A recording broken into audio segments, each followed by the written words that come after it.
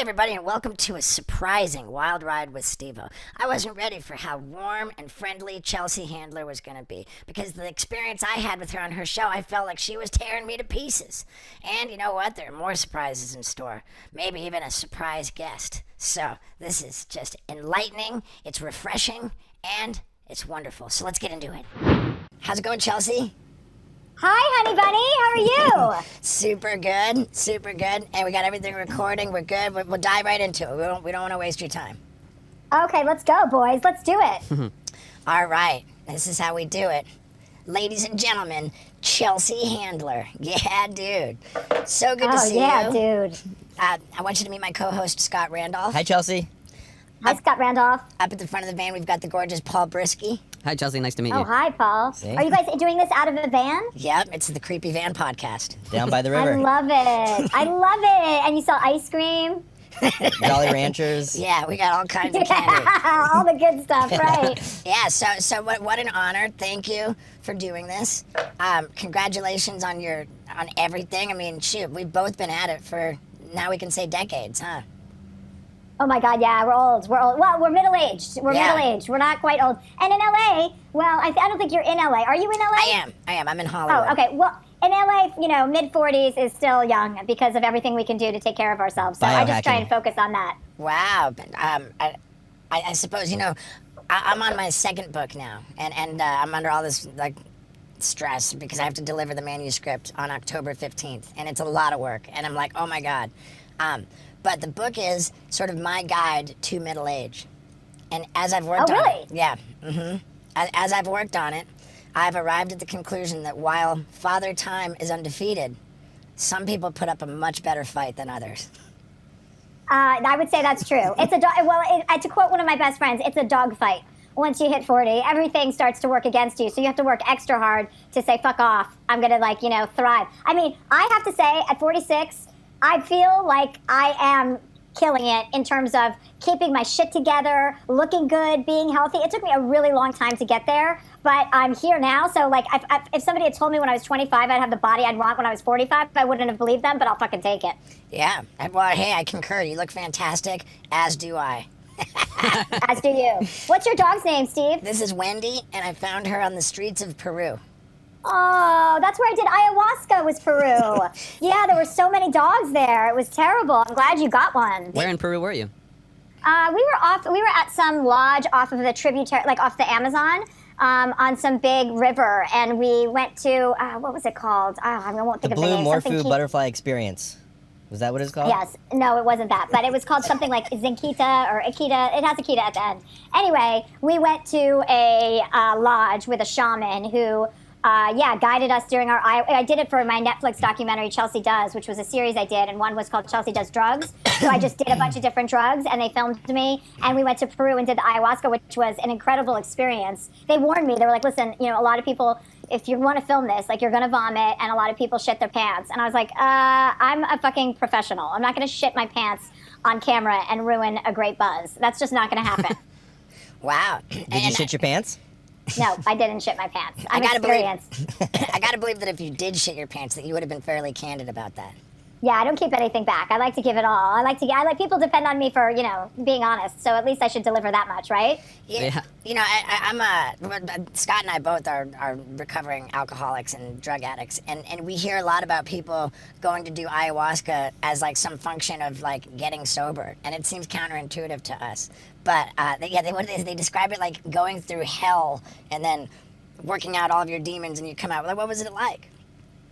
It was pretty great. I mean, people do say that. They say you go and then you quit drinking or you quit using. I mean, not everybody. I mean, maybe if that's your intention to do, it can be helpful in that way. But it was just this crazy, it's like you see all these snapshots of your life, but you're not in your life. You're watching it from 30,000 feet above. There was all these childhood memories that were real and true, like my dogs from childhood that, I wasn't thinking about. But they'd be running on the beach. It would be me and my sister at my parents' summer house, and all we were wearing the bathing suits we wore. So there were scenes that have actually happened, but that are so far in the recessed part of your brains that you're just not even tapping into that stuff.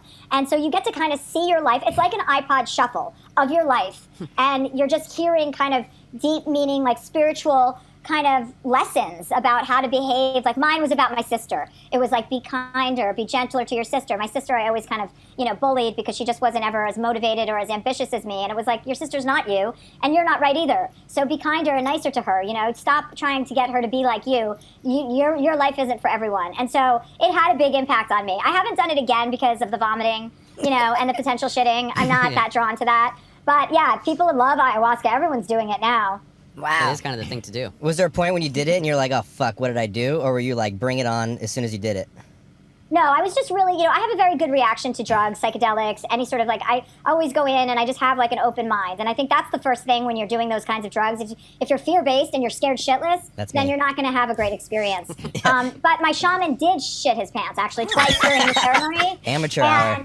Yeah, and he did not get up to go to the bathroom or leave the room. So while you watch that, you can see the smell permeating through the room and me in the middle of my trip going, what is that? Damn. I want to know between the two of us, which one of us has a stronger urge to do ayahuasca after that description? You. Probably me. Yeah, I've seen you shit yourself, Steve. What are you talking about? You did it sober. Do you have a favorite psychedelic? Steve could shit his pants without ayahuasca. He doesn't need that. I do it all the time. I was talking to my girl, who, by the way, doesn't want me to let on how big of a fan of yours she is. She wants me to play that cool. And she wants you to know that she's a stylist. She's a production designer, a prop stylist, a wardrobe specialist. And she told me that you don't want to have kids, and neither do we. I got a vasectomy. It's our favorite thing. And you getting a vasectomy is your favorite thing? I made a great bit out of it, which I filmed for my new tour called the Vasectomy Olympics, and it's hump and dump all month long. Oh, I see. Hump and dump. I got it. That's very, very romantic too, Steve. That's right up your alley. Wednesday hump and dump night. Right. So she's really excited that we're talking to you, and I told her that I said, I'm intimidated to talk to Chelsea. And she said, why? I said, because, many, many years ago I was on her show, and she just tore me apart the whole time, was sort of my experience. And, I remember. I don't think that's what happened, Steve. I kind of think, I don't know, I was probably pretty loaded, but I think that's kind of what happened. I felt like, which is great, I think it was funny. I think you did your job fantastically well, and I think, do you find that people are intimidated by you quite a lot? Yeah, a lot. Mostly white men are intimidated by me. We're shitting our pants over here. Are you guys all shitting your pants right now? We're about you fucking should be. Yeah. No, I find that, I don't know why strong, confident women can be so intimidating. We're just, I think it should be celebrated. You guys should be happy that we're independent and that we're fierce instead of being so scared of us. I don't want to be intimidating. I'm not setting out to be intimidating. I'm just trying to be myself. So when people say, oh, you're scary or you're intimidating, it's like, well, really? That's a bummer to hear. I get it. But, I'm not trying to, I'm not trying to emasculate anyone. Some people I am, but definitely not everybody. Well, that's comforting. That's comforting. And not you, Steve-O. I know you need your masculinity, and you are masculine, okay? So from my mouth to God's ears to your lips, or however that fucking goes around. I don't know that it's a masculinity question. I think it was more of a, like a dirtbag kind of a thing. What, you felt like a dirtbag on her show? Kind of, I don't know. I think I was a dirtbag. Well, you were like, I was probably loaded. What year was it? He said that I was promoting Dr. Steve-O. That would have been, I was at my worst in 2007. Yeah, maybe you're just in your head. Yeah, who knows? Who knows? But, Well, what do you remember about it, Chelsea? I just remember we had a good time. I don't remember any details, I just remember, like when they said, oh, Steve, do you want to do Steve-O's podcast? I go, oh, yeah, I love that guy. Oh, I appreciate it so much. So your new tour is called Vaccinated and Horny. That's right. I love it. I think that's fantastic. I think a lot of people are feeling that way, right? We've been in this nightmare for 2 years that isn't ending. And it's starting to open up, and we're all able to go to events, and I really want it to be the reason to bring people back together in a fun fucking way, and be like, okay, let's all make fun of the way we behaved for the last 2 years, and let's talk about it and have a joyful experience of being together in large crowds and laughing again and togetherness. Everyone's so pissed off all the time, so it's a really nice time to be a comedian, I think, and get out there. Oh man, I'm loving it. And I kick it off next week in Cincinnati, and then I'm going to cities all across the country for the next 6 months. You can get tickets at chelseahandler.com or Live Nation. But yeah, I'm really, really psyched. It's been fun, and it's going to continue. Fantastic. And you're doing like just full blown arenas? Well, I don't know if they're not arenas, big theaters. I think like 2,000 seats, 3,000 Okay. seats. Yeah. Do you travel around in a tour yeah. bus, or do you fly everywhere you go, or what are you feeling? Yeah. I don't know. I don't have a tour bus. That's not really my jam. But who knows? Who knows what the hell's gonna happen? Every time I say I'm not gonna do something, I end up doing it. But yeah, I fly around everywhere pretty much. You go for a weekend, and then if the cities are close enough, you can drive and stuff. But yeah, we fly. You said you kick off next week. So how many airplanes have you been on since the pandemic shut down? Oh my God, the airplane situation, the announcements that they have to make at the beginning of flights about passengers keeping their masks above their nose and not touching the flight attendants. It's like, are you kidding me? It's like we're living in a real time, like a real live fucking zoo. I mean, flight attendants have to take self-defense classes. I talked to a flight attendant yesterday who was taking karate classes. And I'm like, what? Are you fucking kidding me? She's like, no, I have to defend myself for people who refuse to put their masks on. It's unbelievable. Yeah, it's great. They have to announce, like, and please don't be an asshole on this flight. Like, you shouldn't have to say also, that. Also, if you're not planning on wearing a mask, like at this point in time, you know that it's a requirement. So if you're going to the airport and intending not to wear a mask, you know that there's a chance you're going to get duct taped to your seat. Yeah. That video of that dude duct taping the passenger, I mean, it's crazy. He almost turned into a zombie. He was like flailing. I know. Thrashing. You look at the videos of people screaming on planes about wearing. It's like they've just heard about wearing masks. Like they can't believe. Yeah, they're like, what? I mean, it's crazy. It's crazy. And having that, because I was on this comedy club grind for like 10 years, and it was every week go just Groundhog Day and the whole thing, and Scott's my tour manager, so we would go together. But right before the pandemic shut down, I was on the set of our cool new Jackass 4 movie, it's Jackass Forever, and I got a call from my agent saying, congratulations, we don't have to mess around with any more comedy clubs, you've graduated to theaters. And I'm like, yeah. And then like the next week, the movie was shut down, the tour was shut down, like it was kind of a bummer, but what happened over the subsequent year and a half, we started the podcast. We got more involved in all these different areas, and the Groundhog's Day was over. It was all like fun, new, exciting new things. And now that we're back to flying and touring, airports are like 10,000 times more annoying, and you have to wear a mask. So, dude, we like one weekend we were begging for a tour bus. Oh no, I know what you mean. It's like the most. I'm like, listen, if it's under 4 hours, drive us from one city to the next, because even when you are on a plane and there's all this protocol now, right, about cleaning the planes in between flights because of COVID. Yet for some reason they're more disgusting than ever. Like if you look under your seat or you look in between your armrest and the window and look down, it's like somebody had a wafer party 3 months ago that still hasn't been addressed. So there's not enough sanitation in the world. And yeah, planes are definitely... Also, COVID revealed to us just how dirty we all are and how easily germs spread. I guess we could have figured that out on our own, but for a lot of us, I was like, oh God, I didn't know we were all spreading disease like that. So now when you're on a plane and you see germs and you see crumbs, you're just like, ugh. It's always good. It's always good, you guys, just to wear a sanitary napkin. And a diaper. And in a lot of ways, I pride myself on being a dirtbag. I'm the antithesis of a germaphobe. I make a point of guzzling tap water in every country I've ever go to. The only continent I've not guzzled tap water in is Antarctica, because I've never been there. And they don't have it. And their water's fucking pretty pure, I think, anyway. Yeah, Antarctica seems like they probably might have the best water. How did that work out for you in Mexico? Mexico, easy.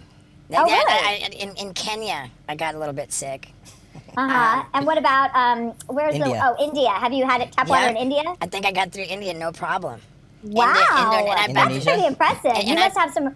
Yeah, I've been to what am I up to? 57 countries. You drinking them in every 57 countries? You bet. In Peru, you drank toilet water. Jesus, yeah, in Peru, I scooped a mug into the toilet and drank it. If anybody can get away with that, Steve, it's definitely you. So thank you for taking one for the entire team. Yeah, well, thank you. Meanwhile, I'm doing a meet and greet with Steve and washing my hands 6 times throughout the whole thing, wearing a mask, and he's just like ordering more nachos, not washing his hands, licking his fingers to get the sauce off of it. And I'm sick more than he is. I don't understand it. Yeah. Steve, well, obviously he's gotten so many germs in his system that he can fight off anything. Steve, did you get COVID? Not that I was aware of, but at one point I randomly got an antibodies test, which turned up positive. You're probably patient Station #1 and you don't even know it. India tap water. Yeah, I mean, I don't know because I'm in bed with my girl every single night. She didn't have the antibodies. I'm with him every day. He didn't have the antibodies. Paul's my editor. We're shoulder to shoulder in the edit bay constantly, and he didn't have the antibodies. I think I developed the antibodies like just. I'm a mutant. I don't know. Are you, Yeah. Chelsea, you're in LA, right? Yeah, well, right now I'm in Albany, so don't be too jealous. But yes, I live in LA. The craziest thing, because I grew up in LA, and you know the LA River is not really a river. It's like that wash that washes through. Like a sewer. It's like a It's sewer. like a drought. Steve, It was a, yeah, Steve there's fell not a lot into of it. water in there. Steve fell into it surfing, and he swallowed a couple huge gulps of water. And that's the craziest thing I've ever seen happen. Surfing the LA River. Yeah. It's a stretch to call that surfing.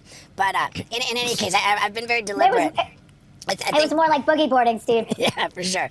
I think your immune system is like a muscle, and you want to work it out to keep it strong. And so that's what I do is I welcome germs, and as a result, I think I've become pretty bulletproof.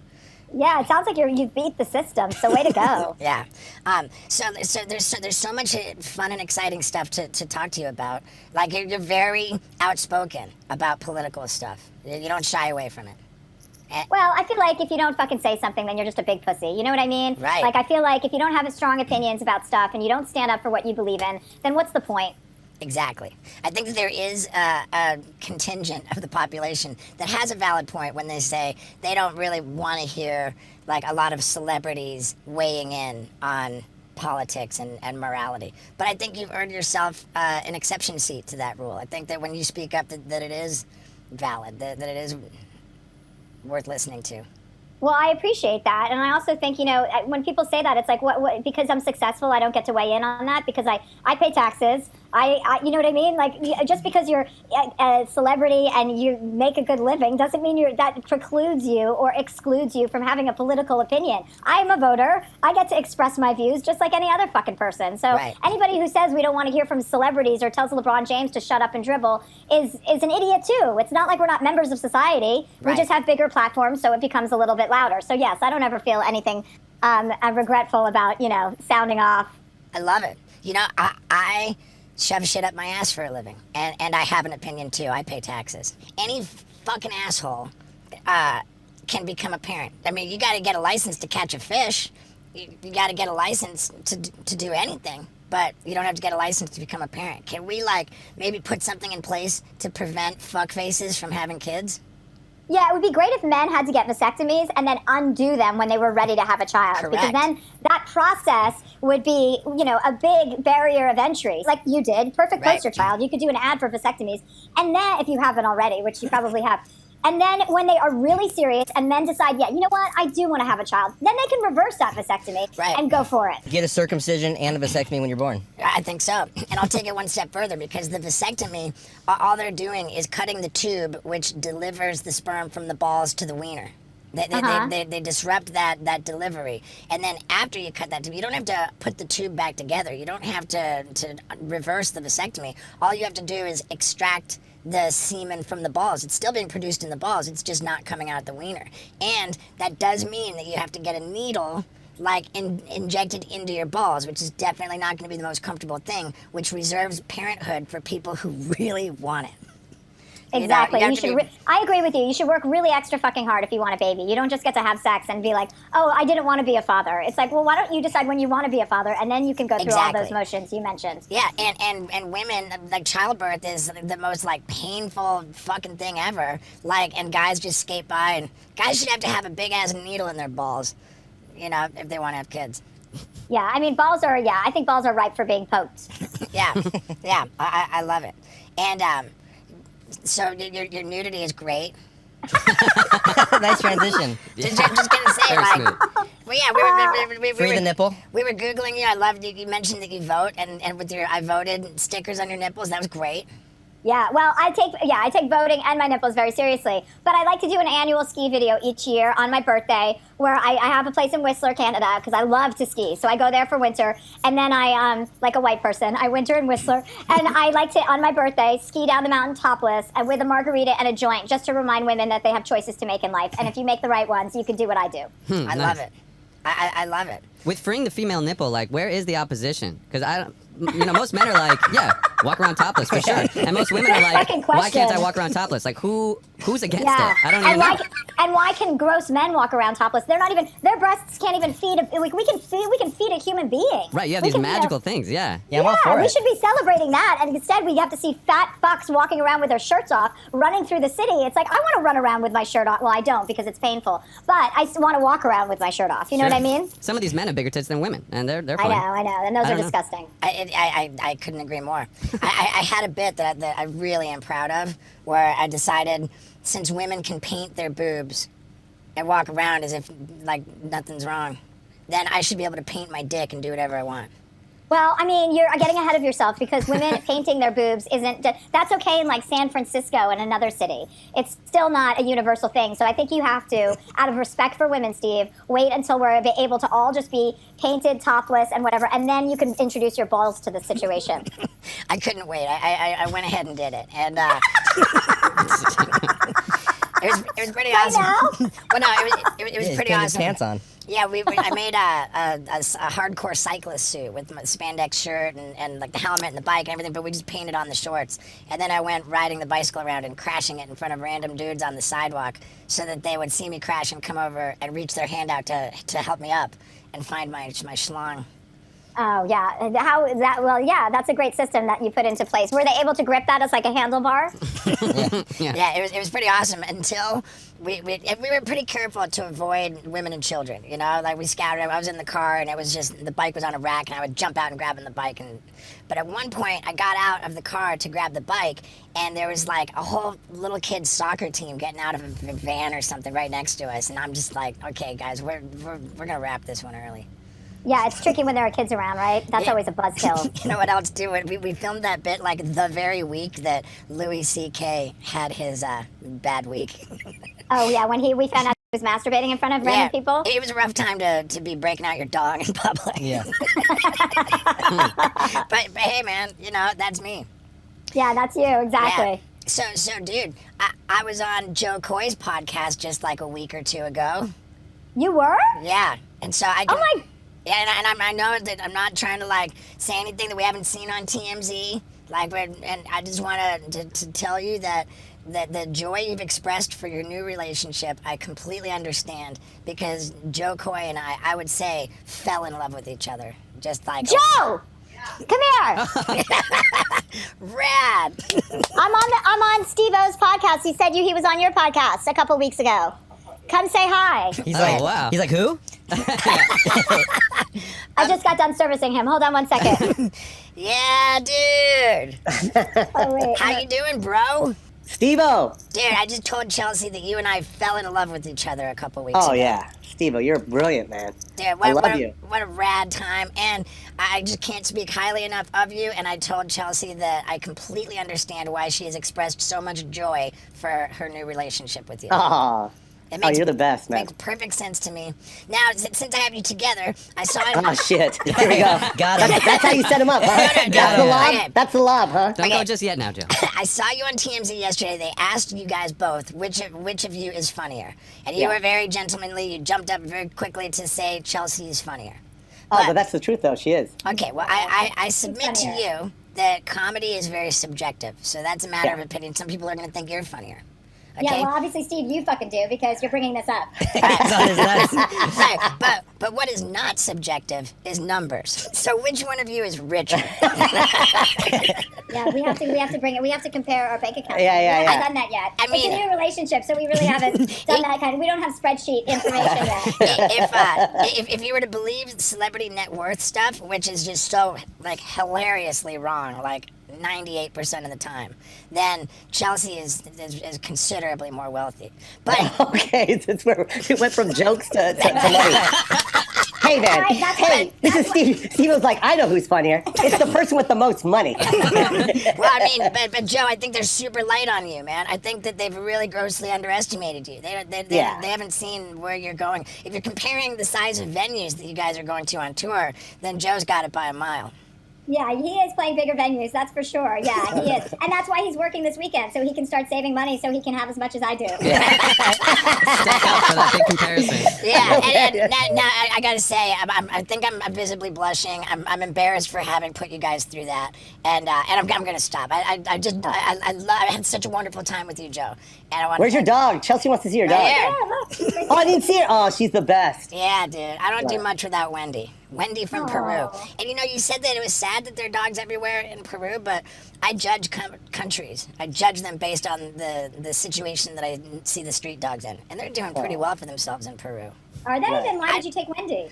Because I loved her. I wasn't trying to help her. I found myself extremely needy for her. It was a purely selfish move. She's so wonderful. Well, it seems like you guys have a very strong connection from the way her head is in your lap. Yeah, yeah, no doubt. Licking your tattooed balls. Okay, I babe. was talking about that earlier. Oh. Painted balls. Yeah, with the whole bit. So yeah, man, like, how much are you guys gonna be able to see each other if you're both on separate tours? I'll fly to her when she's off. Well, I'll fly to her when I'm off, and she'll do the same. We're here right now for his weekend. He's performing all weekend, so we're doing that. And then I start back up next weekend. And then we're both on tour for the foreseeable future. So Mondays, Tuesdays, and Wednesdays are our days. Nice. Dude, epic. And what's your position on airports, Joe? What again? Your position on airports. Chelsea doesn't seem phased by. We're over here begging for tour buses. Yeah, Steve hates him. Joe loves his. Joe's on a tour bus too. We flew into New York, but then we took the tour bus up to Albany. Yeah. Joe loves taking buses. I love it. Loves Dude, it. yeah, I mean, I like getting harassed like every 3 feet in an airport while you're wearing a mask, so that, But we awful. do that. We do a different type of service though, where they walk you right to the back. You don't do that, Steve. that Why are you going through general population, Steve? Dude, so you're a concierge key?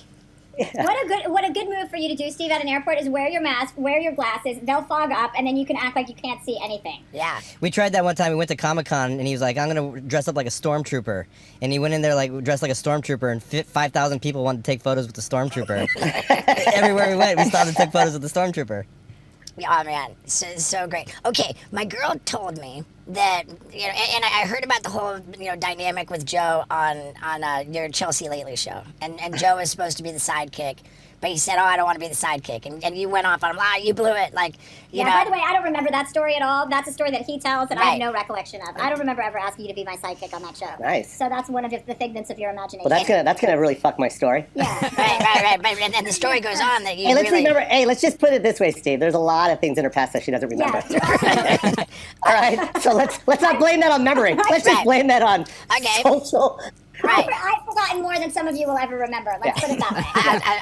I don't doubt it. I don't doubt it. But I trust my girl. My girl said that Joe was very regular on your show, and that you were particularly harsh to Joe. Out of anybody on the show, that you would really tear him apart, make fun of him the whole time. And I thought that was interesting. It's like when we're kids, like we're really mean to the person that we like. Hey, Steve. Yeah, that's Yeah. what I've been saying. Right. Yeah, we call it So basically, what you're saying is she had a crush on me yeah. during the show. Exactly. Is that what you're saying? I think so. Yeah, I think so too. I think it was That's what one- I've been saying. I think it was. She doesn't remember. Yeah, is it true, Chelsea? Do you She doesn't remember? remember. I don't even remember that I did a show called Chelsea Lately. She saw it in an ayahuasca trip, and that's it. I just pressed reset when I did ayahuasca, and everything started from there. It was an iPod shuffle memory that just went in the trash. Yeah. I spoke my first words in Portuguese because after being born in England, I moved to Brazil when I was 6 months old. And then I spoke Spanish when I was 2, and then I moved to America when I was 4. Learned 3 languages by the age of 3, forgot 2 of them completely by the age of 5. But when I was in summer camp at 11 years old, they said I was speaking Portuguese in my sleep. Wow. So everything that ever happens is very much in there. We don't necessarily have access to it, but it makes sense to me that when you do the ayahuasca trip, that you get access to all of these details, which you would never otherwise ever. Yeah, you'd be speaking fluent in all 3 languages probably.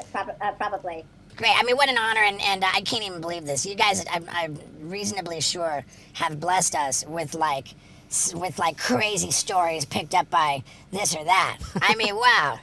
I mean, just making our podcast a big deal. And speaking of them, Chelsea. Is this where I think this is the first time you and I have done anything? Is with Steve-O. Other than the TMZ people catching you, yeah. Oh, yeah. Well, Joe called ahead to make sure that they were outside. Called Charlie. Yeah. He loves TMZ. He Yeah. loves it. He can't get enough of that shit. Yeah, I let them know.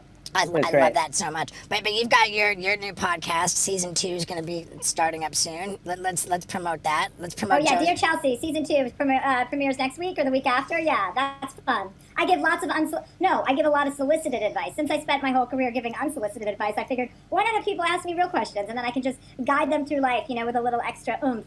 Some people just need a little shove in the right direction, if you know what I mean. Yeah. For sure. I couldn't agree more. So Dear Chelsea is the podcast. Get ready And then for what's it your next week. podcast, Honey Bunny? The koi pond. The Koi Pond. The Koi Pond. Get it? Absolutely. And we're done being coy. Yes, we are. We're I'm done. glad we came out on Steve-O's podcast. It's an exclusive. Yeah. Oh my I was God. actually going to do this. I was actually going to come out and tell the world about this dressed up as a stormtrooper. But that won't fucking work either. Right. Oh, it's fantastic. And so tickets for both of you, it's joecoy.com for tickets Yeah. to your tour, chelseahandler.com for tickets to your tour. Your Instagram handles on the social media are just your names. Yeah. There you go. So let's follow you guys on social media. Let's get tickets to your tours. Let's listen to your podcasts, and let's make sure that we have all 5 of Chelsea's best-selling books. Yeah. I think it's 6, Steve, okay? Oh yeah, 6. Yeah, Fuck. it's 6. You're worried about number 2. That's seis in Spanish. Oh, yeah, that's safe. Yeah. There you Dude, go. I think that's even in Portuguese. It's amazing. I love you guys both. I love you together. I admire you. I respect you. I'm honored to know you, and thank you so much for this wonderful time with you. Aw, thanks, guys. Nice seeing you. Yeah, Love you, dudes. Steve-O. For sure. Bye, Love you guys. too, See man. ya. Right Bye, on, this was guys. awesome. Guys, Thank you. bye. Amazing. How about that, dudes? I'm telling you, Chelsea Handler, she's amazing. My girl loves her, and I'll tell you a little secret. My girl is going to be on the podcast. It's a big deal. We've taken our relationship to... Yeah, no, man. Thank you, guys. It's crazy, dude. It's a wild ride. We're still going. We're still riding. It's awesome. Thank you for being here. I love you. Woo! Hey, everybody, and welcome to an aggressive wild ride with Steve-O. One would say it is aggressive to come out and call Aaron Rodgers and Katt Williams losers. But let me submit, we're not actually saying they're losers. It turns out only one of them is a loser. So we'll get into that. But we've got a pretty major special guest on the podcast. It is the very woman who Skinny Vinny is going to marry this weekend. And we asked her if she thinks Aaron Rodgers is attractive. That is probably the only not controversial question that we asked her. It gets crazy. And also, the bucket list winner. I put it out there on my socials that I want to fulfill somebody's bucket list wish. And this one guy is dying of cancer. He wanted to be on the Wild Ride podcast, and he had a special mission that he's on, and we helped him to further that goal. And that's a touching and meaningful last chapter to this very aggressive wild ride with Steve-O. So strap on your seatbelts, ladies and gentlemen. Let's get to it. Ladies and gentlemen, people of the universe, I bring to you me. And Scott Randolph. And Skinny Vinny. Yeah, What's going Dan. on, guys? Well, we've got a special guest in the van. We sure do. It's Vinny's fiance, Autumn. Hi. And this is important because Vinny is getting married this weekend. This coming Monday. And Are you nervous? I'm not. Are you nervous, Autumn? I'm a little bit, mainly for the ceremony. Unlike him, I don't like being the center of attention. I don't like people just staring at me. But I'm excited for like the reception and everything. And all right. yeah. But What about spending the rest of your life with this? Well, we will get to that. But Autumn, are you aware of the Aaron Rodgers versus Jimmy Kimmel situation? I've been hearing about it, but I don't know that much. But I've seen it everywhere. Okay, Just well, haven't delved into it. to distill it down to its little in a nutshell, Aaron Rodgers insinuated that Jimmy Kimmel is on Jeffrey Epstein's list and as such is some kind of a predator of children. And Okay. Jimmy Kimmel was none too pleased about that. Fired off on Yeah. Aaron Rodgers, like devoted his entire opening monologue on the Kimmel Show to just destroying Aaron Rodgers. And Aaron Rodgers since is no longer welcome on the Pat McAfee Show. Well, only a certain, not the whole list came out, right? It was just. I mean, No, it was the just whole portions. list came out, but Aaron Rodgers responded, and he's like, "Let me clarify what I he's meant." Like, yeah, Aaron Rodgers responded basically saying, "Let me not apologize whatsoever," and like try to like get some digs in, and like I mean, it's just a big catastrophic L from the way I see it. Mm-hmm. So our question at the moment is, who took the bigger L? Who's the bigger loser of the week? Aaron Rodgers or Katt Williams? But why would you even think that Katt Williams took an L? Well, I mean, this is the. What did he do? What did he do that you didn't like? I mean, hey, he didn't do anything I didn't like. I'm just saying that he attacked everybody under the sun, it seems like. He set about trying to burn every bridge he possibly could. I mean, dude, I just went through a list. But he of, said like, he's like, I have the receipts, and everybody he that he has the talks. receipts for saying that Harvey Weinstein offered to Suck his- S his D. Like, Yeah. in front of a bunch of people. Like, he said a lot of things that actually there are no receipts for. Well, nobody has refuted anything that he had to say. So, like, people did respond to Katt, but they never denied what he was saying. Tiffany Haddish categorically denied. well- She refuted everything that he said about her. Well, didn't he say that, like, the people that are involved with the inner circle, their only job is to refute everything that is claimed against them towards, like, the Illuminati? You didn't hear him say that? Okay, so now we've got receipts for the Illuminati, huh? Well, I mean, that's what he's saying, you know, but nobody has said anything different. I mean, here's the thing. I think that he slung a lot of mud. He tried to burn a lot of bridges, and he definitely got a lot of news. I mean, we like the most compelling thing we could think of to start the podcast is Yeah. the story about him. Like, so you'd think that it was a huge W. But why do you think he goes on this huge platform and just starts bashing everybody? Do you think there's a little bitterness between like I think there's everybody? a lot of bitterness. A lot of bitterness, For sure. Yeah. For sure, 100%. There's bitterness with Kevin Hart Mhm. and Tiffany Haddish. I forget what the origin of that was, but Now, as far as career goes, do you think Tiffany Haddish is more successful than Katt Williams? I don't know, man. Katt Williams here's is. the thing, dude. Tiffany Haddish went from like not a like big celebrity to a bona fide like A-list movie star, and then she got tangled up in some kind of accusations and like some kind of a lawsuit situation with who Ari Spears was it, Mhm. and that really hurt her. Mhm. And then since plus then, she had a she's bunch of had DUIs multiple too, right? DUIs. Really? Not a Yeah. bunch. She got two, Okay. but still, like when you get a second DUI, like it's. So I think that. I mean, Okay. I love Tiffany Haddish. I love her, but I think that like objectively, like from a career standpoint, she like, was, She had a quicker come up she's been doing stand up since she was since like a teenager. Yeah, and then she came up like, whatever, like a few years ago. It's Mm-hmm. like more than a few years ago, but yeah, she came up a little like after many years of doing stand up, came up humongously, Yeah. Mhm. meteoric, fucking straight to the boom, like. Well, so what do you think's going to happen to Katt after this? I mean, he's going to be doing larger shows because his popularity grew, and Rogan just invited him to go on. Right. I mean, He just blew himself up, and this is a new podcast, and I think it got like right. 2 million views, 2 million subscribers overnight. oh my god, dude, that episode. 41 million views in 7 days. Okay, but How much money is how that many- on AdSense? Okay, so that's literally just the Katt Williams episode has 41 million views in 7 days. Jesus. Wow. What's the AdSense revenue on that at like $5 I mean, if per he's thousand? if he's got mid rolls built in, I mean, it's. Every million views, he's getting $5,000. I think it's probably more like every million views you get 1,000. Oh, that's $1. Still, CPM. still, that's 40,000. But if he's got mid rolls, then he's in the six figures. for sure. I read something this morning that he got $250,000 just off of AdSense for this. I wouldn't be surprised. And I say that because he's like AdSense is based on how ad friendly you are. That's why like my main YouTube channel is very low on the CPMs, which is the how much you get per 1,000 views. Mhm. Like I'm edgy. And Roman Atwoods is through the roof because he's kid friendly. Right. It's family friendly. So I think that So you think he took an L?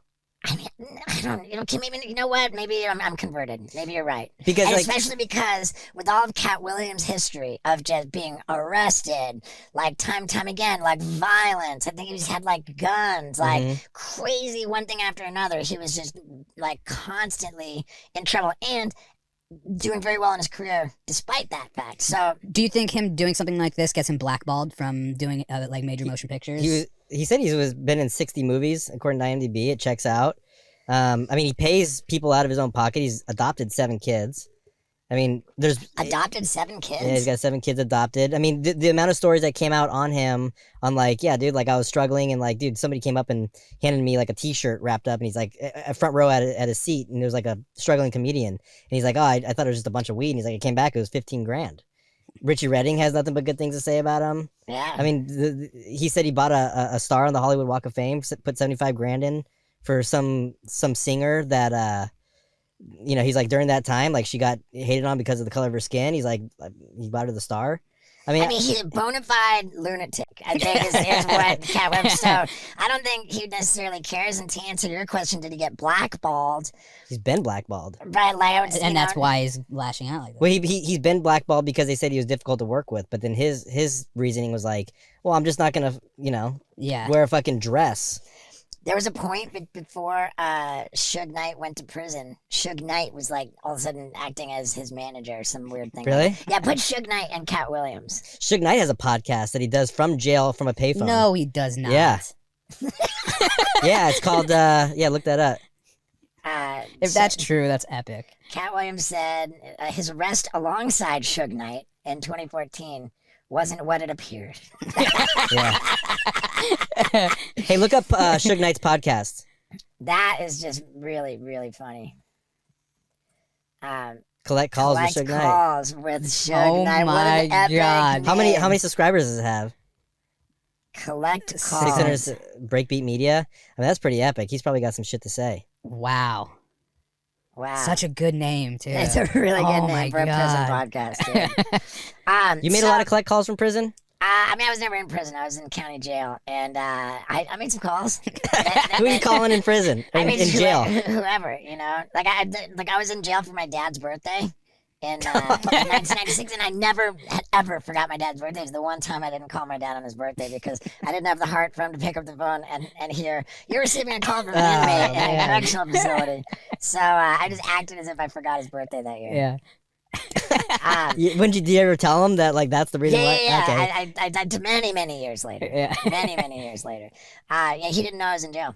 But in any case, so to answer your question, no, I don't think that Katt Williams' career suffers because of this, because, like, you know, any issues that it would cause have already been caused, is my guess. Yeah. Mm-hmm. It does benefit him, and now he goes on Rogan. Mm-hmm. Like, Kevin Hart took the high road, saying, "I hope his career kills it," and this, and that, you know, and like, it's a case where negative publicity is actually good publicity. He went after Steve Harvey. Oh my saying God, he went mean after everybody. Steve Harvey, Ludacris. Cedric the Entertainer, Ludacris. like Tiffany Haddish, Kevin Hart, Ludacris, Taraji. Or maybe he didn't go after her. Maybe he was supportive of her. I don't know. It was insane. All right. Well, can we? Okay, so Aaron Rodgers took the L. Aaron Rodgers took the L for sure. Yeah. Is Aaron Rodgers attractive? I used to think so. I don't think so. All right. I don't What's your think so. type, Autumn? It's so. I don't even know how to answer this. I don't have a type. Well, what attracted you to Vinny? You know what it wasn't that he thinks it is? It wasn't his eyes. He always says Thank it's God. the eyes. It's not the eyes. No, but he loves saying that. It's the eyes. It wasn't the eyes. What was it? I don't know. Initially, so we met on Instagram. Who slid into whose Instagram. DM? He did, but I kind of initiated it. I'll admit that. What'd he say? No. He said, Hey, we're letting Autumn talk. Okay, all right. I'm gonna tell the truth. Okay. He popped up on my Explorer page, and I don't follow like a lot of stunt things or a lot of stuff like that, but I just saw like this guy backflipping into fire, and I was like, oh, that's cool. So I clicked on it, and I saw he had tattoos. It was the tattoos first. That's what it was first. It's like, oh, he's got a lot of fucking tattoos. And then I don't know. I was just looking on. I was just creeping, and it was more just like your personality. I was like, oh, he's like really funny. I felt like you were very transparent. That's what it was. But like physical, it was your smile. I really liked your smile. That's what the first thing was. It wasn't the eyes. All right. Wow. It was the What smile. can I say? Yeah. And then he took you out on a first date. Yeah. Where'd he take you? I forget the name. It was in Malibu. It was There's this really nice. really good restaurant in Malibu Yeah. called Sunset. Were you impressed? I was impressed. I was. He actually, so we talked on FaceTime for a few weeks before we met because I was in Canada. And then I had come up to LA. And the first 10 minutes of the car, he didn't say anything. He I was so nervous. Shy. Like, Really? he didn't Yeah, I was speak. I nervous. was talking. He was like, oh, yeah. Like, you're like a completely different person. I was talking on FaceTime. I was really shy. He was so shy. Yeah. Like, wouldn't even, like, look me in the eye. Just so, yeah. But it's really nice. Okay. Yeah, so okay.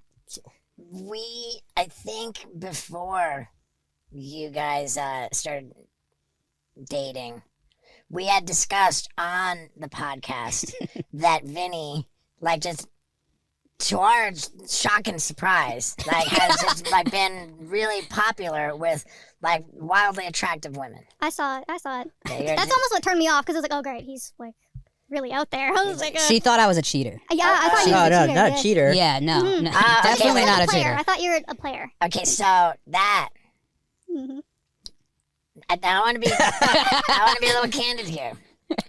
I haven't said anything, but I have a resentment. I've been harboring a resentment towards Vinny. Oh boy. Okay. Yeah, because when we had Knoxville on the podcast, Uh-huh.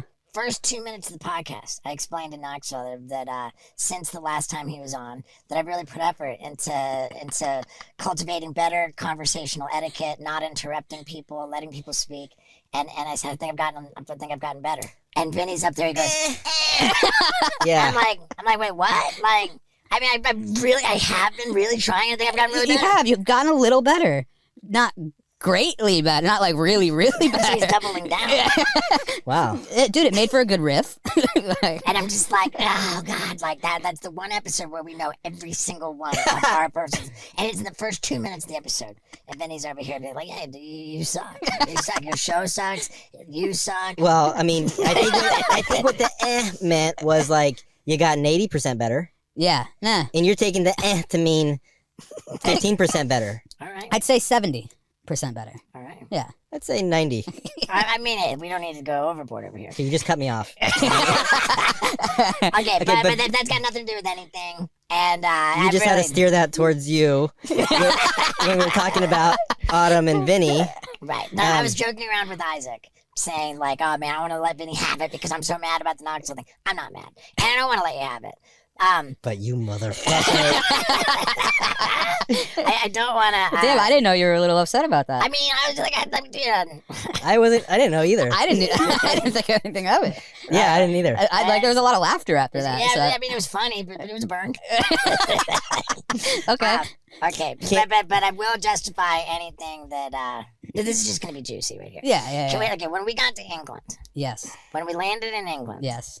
you were very quiet, very withdrawn, Yes. very sad, Yes. because you had received a call or had a conversation with Autumn, Yes. where she explained that your relationship was over. Oh, yeah. I remember that. Actually, that popped in my head the other day, and I got really mad about it, and I was like, I'm not going to do that. Like, I just Yeah. was like, what am I- Let's hear from Autumn. Okay. What happened? Okay. Yeah, sure.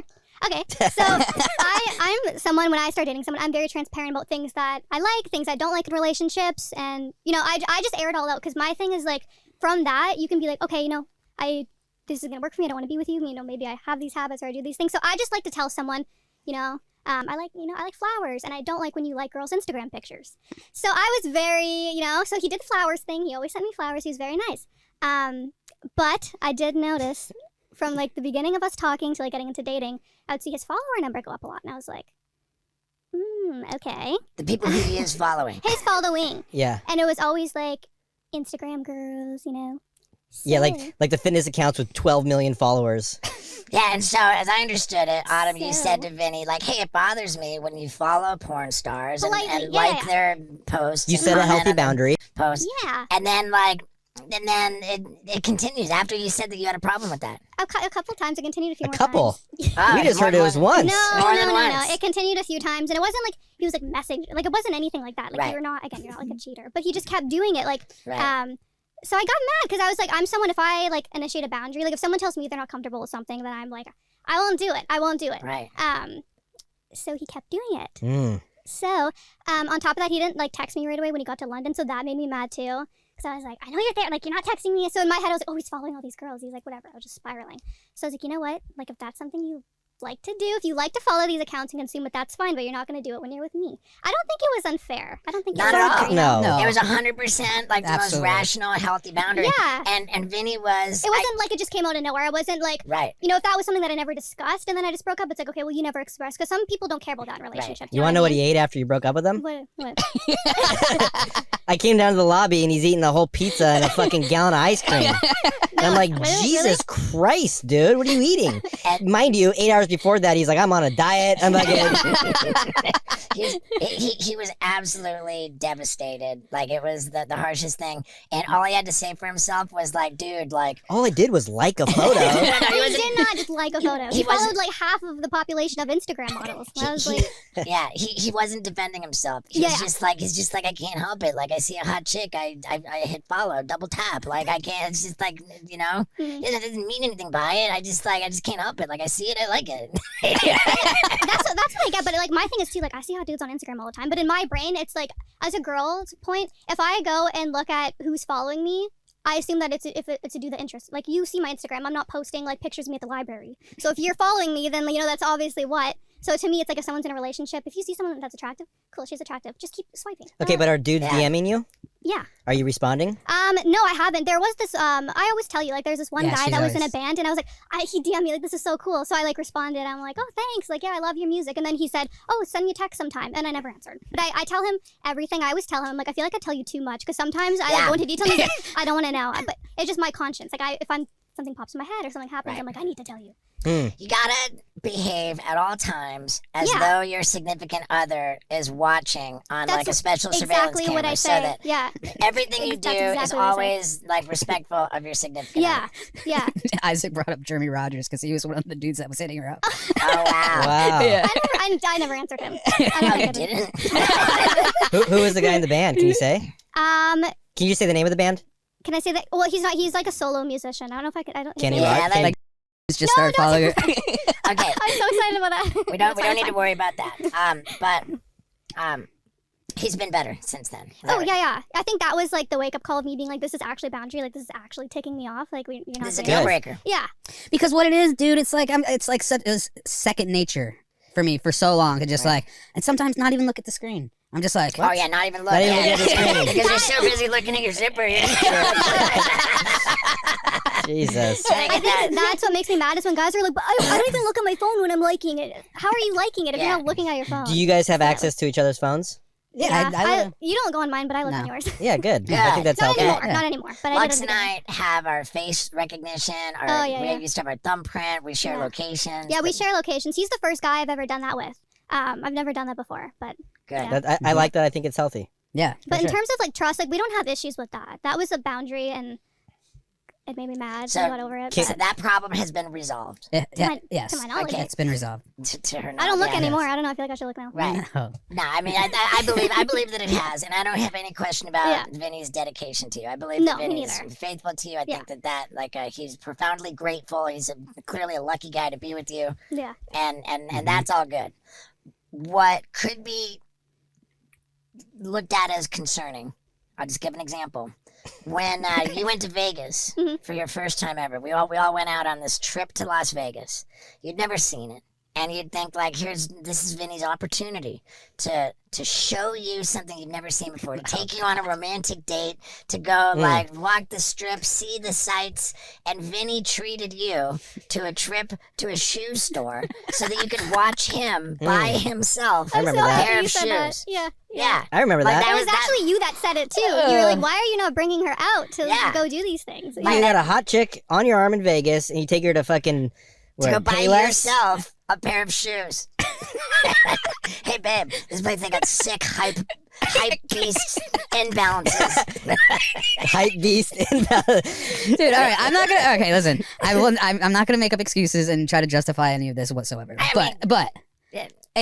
I've never really been in a relationship with somebody who I like genuinely care about, right? For like, ever, honestly. You know what I mean? So it's like I really. So you would Isaac's laughing. so you would think that this being your first time, you'd be overwhelmed with just A helicopter ride around the fucking Grand Canyon, dude. Fucking Michelin I know, restaurant. but- Hey, Steve, can you text Gordon Ramsay for me to fucking get me into Hell's Kitchen? You're not making a good argument. It's like if this is the first time, it's like I can't ever cared about it. anybody. It's like the first I time know, I ever cared dude. about it. She's all I think about. All I want to do is just take her I to go know. watch me buy a pair of shoes. I was gonna buy her a pair too. I was gonna. I asked her. She says no. I don't wear Nikes. I know. Nikes that I have, and they're because of you. He bought a year later. He bought me shoes. Okay, now on the topic of your hype beast shoe habit, Yeah. is it alarming or concerning to you, Autumn, what a disproportional amount of Vinny's funds, Income income, is allotted. is allotted to his hype beast end balances? And his dunks. And his right? Like, I mean, I'll argue on this one all day. I do not spend a crazy amount of money on shoes. Everybody thinks so. I mean, don't. it's hard to imagine. You do spend a lot, but I mean, as long as we have like a house and a car. Yeah, and I food, make sure I have a good amount of money in my savings account. I make sure the bills are paid. I make sure there's food in the fridge. I make sure everything is fucking good. Hey, and if your lady's cool with it, then Yeah. I don't like I don't spend money. Like I don't, right? Yeah, I know. I don't. But I like spending money. Like I read a lot of books, so a lot of my things. So if he were to make me feel bad about why, like that's just a stupid hobby, I mean, it is a little more productive than shoes. But if he were to make me feel bad about that, I'd be like, well, that's something I like to do, and it makes me happy. So I don't make him feel bad. If I was noticing like our funds were just really low, like we But had do you have $20 in an the eye bank. on that? Do you know what your funds are? Have you guys like? We haven't opened up a joint No, bank we account haven't But yet. she could look at my phones anytime But she I don't- wants. yeah, have No, but like, I mean, she you can, guys. open, she can look at his funds. They're in his closet. Yeah, there was- but isn't that like something that's important for like two becomes one, so you guys are gonna commingle funds? Yeah, absolutely. Yeah. And are you better? Are you better at spending money, or is Vinny better at spending money? No, I really don't spend money. I So- No, really, she's really so don't. low maintenance. I dude, don't. It's crazy. And are you high maintenance? He's so high. My mom even says, she always asks me about the wedding. She's like, how's the future bride doing? And I'm like, oh, I'm good. She's like, no, not you, Vinny. 'Cause he's so high maintenance. He just wants all these things. He was trying to rent like a Rolls Royce for the wedding. I was like, we don't. Because it would look sick in pictures. I know. Like an old school, Kinda old fashioned sick. Rolls Royce It for a would few hours, you Kinda know? sick, yeah. Yeah.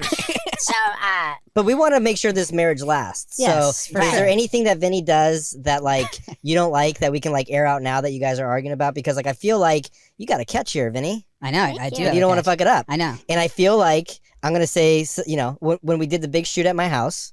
I Yes. was going to bring that up Oh, too. God. Oh, Yeah. but you probably have because you weren't even there for this part Well, of it. I heard about this when I gave you a call. Yeah, you I did. You called called you me, I know. directly, and I said, "Hey, man, like, I know. it sounds like you were, egregiously lacking self-awareness and very inconsiderate of your lady when we had this shoot at the house." Are you picking up on social cues from your girl when No. she's on the couch like? And you're like, what, dude? Well, I have to go into the jacuzzi and get my I had me time nothing to do- for 15 minutes. But her friends, I was going into the jacuzzi while the footage was dropping. But it was dropped. footage was dropped. The footage was dropping. I gotta get in the jacuzzi for my 15 minutes of me time. Yeah, I just want 15 minutes to myself. And then you took the, Bro, and then you took the call. no. Okay, listen. And my listen. best friend in town. Listen. No. I was going in and out of the jacuzzi while the footage was dropping, and then also And the footage was no, dropped 11 minutes ago. and I had a business meeting, a little thing that I was doing. I was supposed to go do That that never happened. Yeah, thank God. I had a business meeting, and I just had to get my 15 minutes of me time before so I'd be ready for it. Okay, I'm not gonna make excuses or justification for like my shitty actions, but but Autumn, but that's not the only time this has happened, right? Right. No, it was a consistent thing. I always say at the beginning of the relationship, I'm not gonna lie, it was like I had a very hard time. Not because you're like, oh no, not because you're like a horrible boyfriend, but like you haven't been in relationships like at all. I They've know. been like 2 months, you know? So it's hard to be with someone like that who hasn't been in relationships because they really lack like that self-awareness, and they're like at times it can be selfish because they're not used to being, but I'm someone like I've been in like 4-year relationships. I've lived with people, like, you know what I mean? So I have that, so I know like not to be selfish. But he just didn't really. But I think genuinely the last time, like when you called, when it was like coming from a third party, like looking up being like, dude, like I think that's when it was kind of his wake up call. Because there's times where it would get better and then, it would decline. But I think like someone else being like, this is, Well, see, like, I am a particularly self-absorbed, like, shithead, and I know how much work that I have to do yeah. for my relationship. and Everyone does, yeah. Right. No one's perfect. I'm just kidding. I'm just kidding. No, I'm totally kidding. I know. I just know how much I come up short, and I'm aware of it, you know, Yeah. and so I know that it takes a lot of work, and so my concern with Vinny was that like he's not even necessarily aware of it, you know. Yeah, like, that's when oof, it's yeah. you know, Yeah, and you're right. At the time, I really wasn't that aware of it. but now it's the new Vinny. Yes. All right, so does Autumn do anything that bugs you? No, I really not don't really. think so. No. Sorry, I'm gonna answer for So you. don't fuck this up. I know. dude. I know. I don't Okay, think let me so. ask you this. Let me say this. She puts up with my shit very well, and she understands that, like the goals that I have and dreams that I have, and she lets me fucking do all these things without question. Yeah. And that means more to me than anything, you know. So I'm a shithead sometimes. Are you gonna know? cry at your wedding? I don't He's know. gonna cry. I I have don't a bet know. that he's gonna cry on the altar. He is a cry. You're a lot more emotional than I am. Yeah. I'm very Yeah. emotional for sure. Okay, Yeah. so then I have to ask this. I'm sorry because we're beating up on Vinny. What happens once you guys get married? Oh yeah, you I guys don't know if you can even Yeah. say that on YouTube. What happened to? Can I say What OF? happens? What happens to your side hustle? Yeah. Oh, you guys don't know the latest. I'm actually like kind of retired. I retired Kinda. recently. Yeah. I deleted both of my pages that I was using. I just wasn't happy doing it anymore. I wasn't feeling it. I feel like How much money was coming in from that? It was like a good few grand a month, right? so when I was doing the first site, it was a lot because they were paying me to be on the app as well on top of that. And then the second site, it was kind of more just extra money. I wasn't really putting a lot into it. And then when I kind of reflected, like, well, why am I not putting a lot into it? I just wasn't happy doing it. I felt like more of like a chore and that kind of thing. And I felt like I wasn't really showing anyone like what I wanted to show. Like I know it's a touchy subject on this podcast, but I like playing video games and that kind It's of not thing. touching anymore. We're good with it. I'm a gamer. You're safe here. What do you like COD and stuff? Yeah. Yeah. Okay. So cool. So I want people to like know about me. Like I like playing video games and I like doing like YouTube and that kind of thing. And I just feel like what I was doing wasn't really like reflecting my interests. So yeah, I just like impulsively I just deleted it. And Good. so that's gone. Yeah. How are you making money? I do social media management for Good. a company. Yeah. So it's all from home. So I just manage like their like Facebook, Instagram, all their socials and stuff. Wow. Yeah. Good for you. Yeah. I got a keeper. You do. You have more than I a know, keeper. I know. You do. And Yes. does Vinny snore? Okay, you know what makes me so upset is that at the beginning of our relationship, I was like, oh, it's so nice being with someone who doesn't snore. Like, I get all these peaceful sleeps. As soon as he, like, proposes and I say yes, I swear to God, that night he starts snoring. Like, that, and I was like, okay, it'll pass. It's just one night. And for the last however long we've been engaged, It's pretty every bad. single night.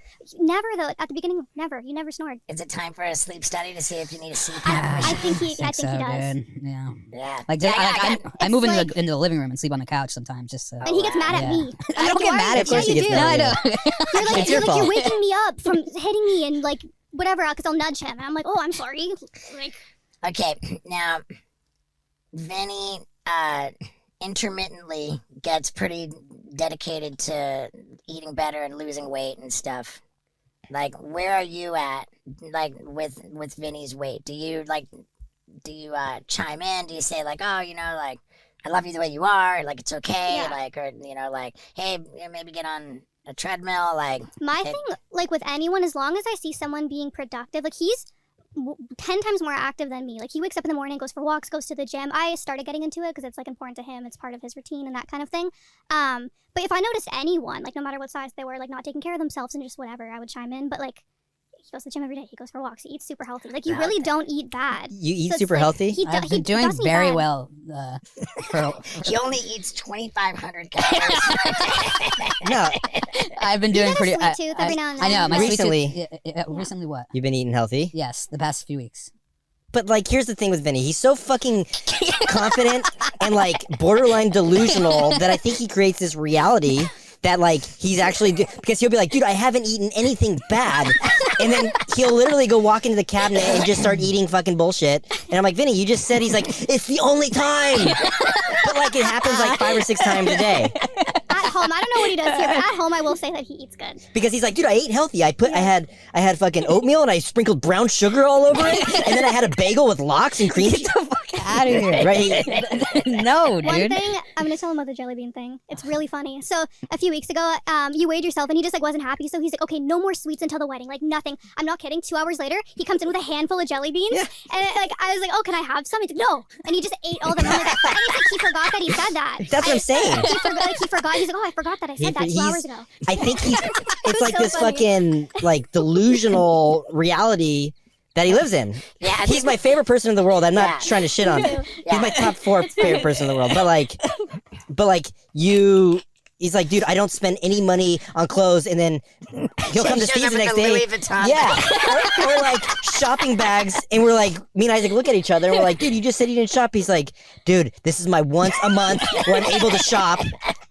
Right, Isaac? Help me out here. Isaac, say something. I mean, I think we all love Vinny more than like anybody in the world because he's such a just beautiful disaster. Like he's just such an absolute. Oh man. Yeah, I mean, you're classic. Class You're actor. classic. Yeah. You're classic. You're so hilarious because, like, you know, like you're Vinny. Yeah.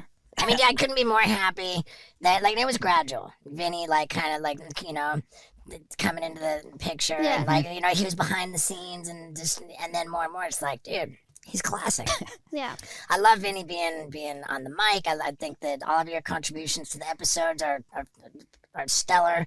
I think that your dedication to my team, he's ride or die. That's the one thing I really like found attractive about him is he's just so like ride or die and just so reliable Yeah. and consistent. Mhm. And yeah, that's Yeah, he's ride or die, and it's fucking hilarious. And we're all rooting for you guys. Thanks, dude. Thank you. Yeah. I don't think Love I you guys. have anything else that I would want to even like, you know, poke at. But like, I pledge to speak up if I see him acting like a schmuck. I've already done it. Thank you. Yeah. I'll do it again. yeah. Say, hey, dude, like, don't be blowing it. You know, like you've been.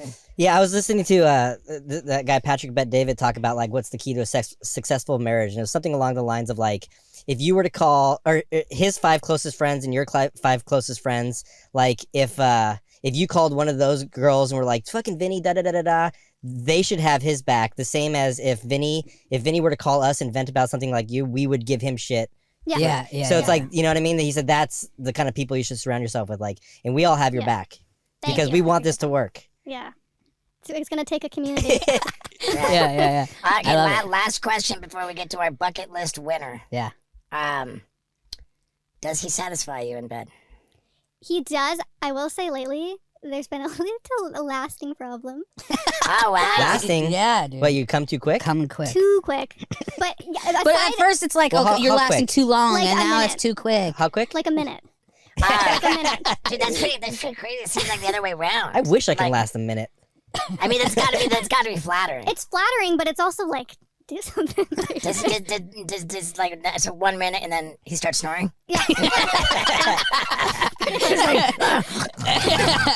Dude, at first, dude, 20, 30 minutes. It was too long at Yeah. first. Yeah. 30 Too minutes. And then what? She just. And then I lately think we it's just been, figured it out. lately it's just been really quick. Yeah. Wow. He has no shame in it too. He just lays there like he's been shot, and he's like, "Oh, that was great." A minute of cardio, and he's And then fucking and then he done. doesn't do anything to satisfy you. Not lately. Just not lately. Well, how late- Look, I Just had, not lately. I had, no. Hold on a second here. Hold on. I've had this conversation with you. I was like, I think my testosterone levels are, because we're not even having that much sex lately. You It's just, have like the libido of like a sloth. Lately. I know. I don't know what it is. I haven't You're had. stressed. I think stress is a big part of it. I haven't had energy. My sex drive isn't there right now. Why is it gonna be there later? No, no. So You lose a couple Yeah, the pounds? past few weeks, I finally got my routines back. I've been finally eating better. I'm back in the gym. I have my schedules, and I've been feeling better mentally and physically. So Okay, here's a suggestion, and I'll even like just spill this out Yes. about Lux and I and our intimate affairs. Mhm. Like I fairly regularly, like our program is, I go downtown. Mhm. I go downtown and I just bury my face where it needs to be buried until she's gotten where she needs to get. after you come. No, because after I come, I'm, you know, Start out. I go down there and I get it done completely until she is collected, been paid in full. yeah. And that, like, once we get to that point, like, that's kind of what turns me on. So once she's arrived at her final destination, then I'm like, all right, now I'm just totally Gotcha. ready. Yeah. So now let's try something. You know, like, Yeah. Be so I selfish. I know. I mean, look, when we were first together, the first few months, like I was on ready to go all day, every day. Yeah, it was great. Yeah, and then I think and then now I'm just over it. You son of a bitch. no, dude, never, dude, never. I don't know. There's just Okay. I'm super stressed. Like, if he goes downtown, Yeah. Does he have any skills in that department? Yeah. Oh yeah. Like I finish like every time. Like every Wow. time. There's never been like any. Yeah. So why That's the not best. start the ceremonies That's that what way? I've been saying for the last 2 months. 2 months. It's been a rough 2 months. It's been Two a rough months. two- Dude, you don't want the rough two. You're getting married this weekend. I know. It's been a rough You're in 2 a rough months. 2 months. Not 2 months. The night of our wedding. She we'll can probably, tell you the exact date it started. Probably. Not 2 I months. can. No. What? Well, Like, yeah, it's probably tell been us. about a It month. was the last week in November when I noticed it was like going a little rocky. Wait, the last time we had sex? No, not the last week. Oh. But when it started going a The little. last time it was any good. The last time we had sex was like Boxing Day. Okay, it Boxing sounds Day. like The 26th of December is the last time you We've guys had done sex. things since then, but it was Boxing Day. was What's the last time. Boxing Day? This is the day 26th of after December. Christmas. Oh. You haven't had sex in 3 weeks? No. Yeah, we haven't at the house. We've done like stuff, but we haven't. Because every night he's like, "Oh yeah, we're gonna do it," and then he's like either just snoring by the time I get there, or I go down there and then you're just. So, yeah. She goes down there. Yes, as much as he will allow me because he's. Oh, wow. I like doing it. She's as Look at much his face, dude. as much I as love you'll you. allow. I allow it all day, every day. I don't know what you're Please talking about. admit that I do it a lot. Yeah, of course. Yeah, Okay, so can we get a commitment from you that you'll go down? of course. Tonight? I love going Yeah. down. Will you I guys love, have sex tonight? Yes, Yes. sure. It sounds- Absolutely. If you love it so much, then why isn't it happening? I'm exhausted. I'm so I tired. love it. I love Let her it. get on top. You don't have to do anything. I know. That's Yeah. what we. Yeah, I know. I'm Yeah, but gonna. she'll be on top for like less than a minute. Pretty much. Pretty much. I can't believe you. All right, well, Jeez, dude. All right. I mean, can we just commit to making sure she arrives at her destination course. before you board the train? Of course. Yes. Thank you. I appreciate that. This is That's gonna be the therapy. key This to a is like the long-lasting couples marriage. therapy. Yes. All right. Well, we with that, I think I'm pretty comfortable to not have to speak up at the actual. Thank God. Yeah. Say speak now or forever hold your peace. And I think I've raised all my concerns. I think I'm satisfied. Good. Yeah. Yeah. I'm glad. How about you, Scott? Yeah. Good? Okay. I'm good. I've felt like I had said everything I needed to say, Yeah.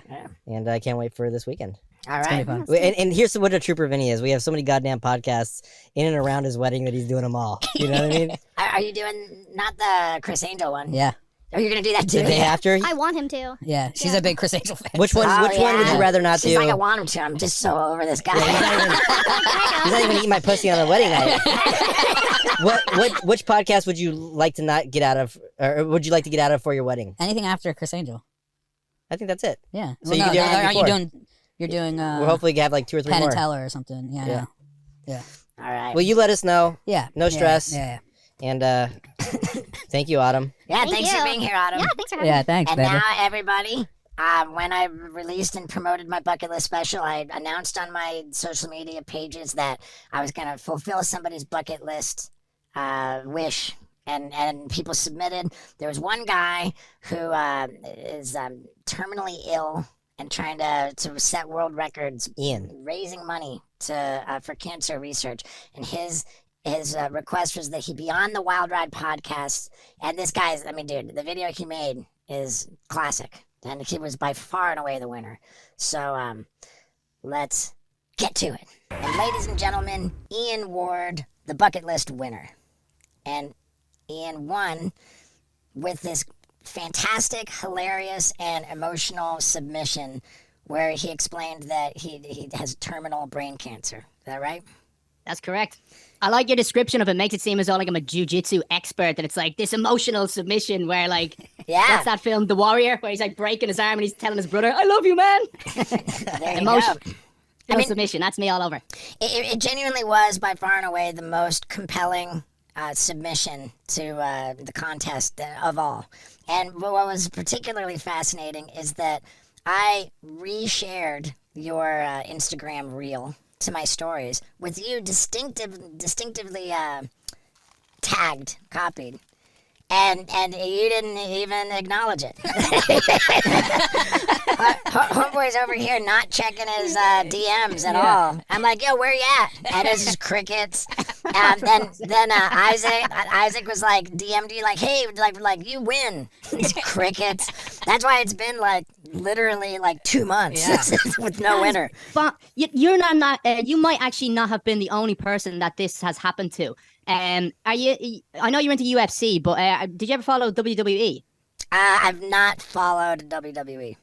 It doesn't matter. There's someone in it, and her name is Becky Lynch. And Becky Lynch went to the same school as me. I think she was a year below the year that my brother was in. So we have loads of actual sort of friends that are all on Instagram together. And Becky sent me a video sent me a message about 2 years ago, just saying like, "Hey, I see you up on social media and blah blah blah blah." And Becky Lynch is like, if you go to buy one of the video games for WWE, she's on the cover, so she's fucking big time. And it was only by the look that I was flicking through the spam folder for DMs on Instagram, and I found her there. And it's like, she's got a blue tick, recognized, and it's like, why is this coming into the spam? And what she said was like quite I wouldn't say emotional, but like it was quite a personal message. She was like, Ian, I remember you running around the halls of Mount Temple like a fucking lunatic, and clearly nothing's changed. So like it wasn't like it was, you know, quite a spammy thing, and somehow it just ended up there. And I imagine that's probably what happened with yourself. Yeah, that was Ian's long version of "I'm shadow banned, bro." I think Instagram has a prejudice. Who else are you DMing then? Yeah, well, no, it's on you, buddy. Anybody outside gets it right away. Instagram is prejudiced against terminally ill people. Can we just like go back to that though? Like what you have? So you have a brain tumor. Yep. And how'd you find out you had a brain tumor? I found out I had a brain tumor because I like money, but I don't like working to get it. So I would only ever. I guess I still only do jobs that I love doing. And so I was doing not that much work. And then so I started making myself into a human guinea pig. And so I was going in to do clinical trials. And basically they pay me shitloads of money to, do whatever tests are going on. And contrary to what you would see in like The Simpsons, where, you know, Bart turns into a monster because he's drinking new kind of cola or something. The amount of testing that they do is so carefully done. They test it on animals before they test it on humans. When they test it on humans, they do tiny doses. So as a student, it was a great way to get a lot of money for absolutely no work. And it's actually ended up saving my life because when I went in, they always do loads of tests to make sure that you are a healthy person, that you can actually take the tolerance of whatever they're going to throw at you. And this time they were doing a particular test that was to do with brain function. So they did an MRI, and somehow the timing of when they wanted that particular testing, which doesn't normally have an MRI. An MRI is expensive to operate. They saw that I had a tumor. And so they said, yeah, this looks like it's benign, but you got to get this checked out again. And my first reaction to that wasn't like, oh my God, I'm in peril, blah, blah, blah. It was me going, can I still get on the test? And they were like, no, you cannot get on the test. You're in a serious medical condition. I was like, okay, no going to Peru on an expensive holiday then with my friends or anything like that. They were like, no, you need to get this checked out again. And then when I got it checked the second time, this was kind of during COVID, so there was a big break between the first test and the second test. And then they were like, oh no, this is not benign. This is actually grown a fair bit. So this is likely to be cancerous. We got to get the ice cream scoop out and get it as much as possible. And so it was my decision to either like do that or not go into the surgery. And the risks are far higher. Not to do chemo, the risks are far higher. So pardon the pun, but it was a no-brainer for me. So I went in and I had the surgery. And then afterwards, because during COVID, I'd actually set up a social media account just so I could play video games and it be somewhat productive rather than just spending loads of time doing fuck all. Hey, I support that. I'm a big supporter of video games. Yeah. Sorry for interrupting. Funny enough, when I was doing my own little research for this, I was like, one of the last videos that I watched, it was about you about how like you had been on a gaming podcast. Yeah. You went tits up or something. Yeah. I'm never gonna do that again. So if I heard you correctly, you had brain surgery. Yeah, it was. I wouldn't recommend it. There's like, I'm pretty sure. Well, thinking about like who I'm talking to here, realistically, I reckon you've gone through more unpleasant things than that. To be perfectly honest, because. But they had to keep you awake, right? It lasted. Pardon? They had to keep you awake while your brain was. No. Being mushed up. Yeah. No. Well, it's a choice. It's an obvious choice for anyone who has any kind of will to live properly. But the choice was to either do it awake. Which is unpleasant. You're also your brain doesn't actually have a nervous system, so like when they're poking around in there, it's not painful. Sawing into your fucking skull, that's not pleasant. It's like being caught in a vice in that scene in Casino where what's his name? Pesci's gonna pop someone's head. Charlie M. I'm gonna pop your head like a fucking grape. Yeah. Yeah, it's a bit like that. Except my brain surgeon didn't talk like Joe Pesci, but it's grand. Okay, and so the surgery went well. Surgery went as well as it possibly could be. Like during the surgery, they were asking me questions of like kind of is this a dog? Is this the cat? And all they would actually look out for is if you would pause between saying that's a cat versus that's a cat. So yeah, surgery went as well as it could. So Scott was correct. You actually were awake during the surgery? Oh yeah, you can have the choice to not be awake. They can put you under an anesthesia, but if they do that, it means that they're poking around in your brain tissue in the dark.